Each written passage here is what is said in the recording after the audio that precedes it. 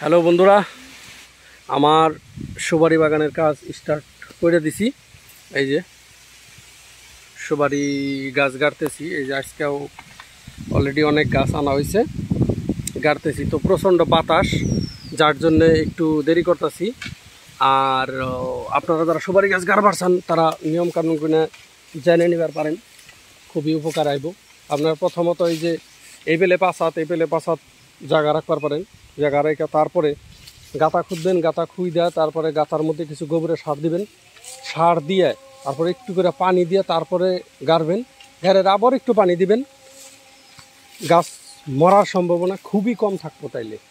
তো আমি এই যে চারা লাগাইতেছি, এই যে আমার পাশেই একটা বাগান দিছে অলরেডি, এই যে সুপারির বাগান আমার পাশের বাড়ির এক বন্ধু লাগাইছে। তারপরে মাঝখানে এই যে কলা গাছও লাগিয়ে দিছে। খুব একটা ভালো পরিবেশ। আমি অলরেডি এই যে লাগানো স্টার্ট করে দিছি।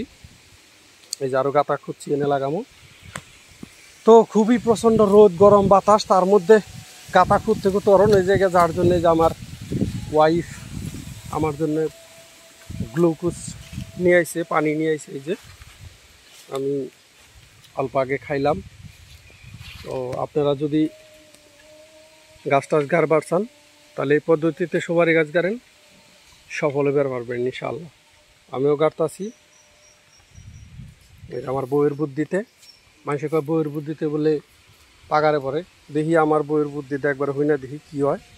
দোয়া করবেন সবাই, আল্লাহ তাআলা জানি আঙ্গ ভালো রাখে, আমরা জানি সুখে শান্তিতে জীবনযাপন করবার পারি। তো আজকের মতো এই পর্যন্তই। যদি ভিডিওটা ভালো লাগে অবশ্যই চ্যানেলটা সাবস্ক্রাইব করে টুকুস করে বেল আইকনটা প্রেস করে দেবেন।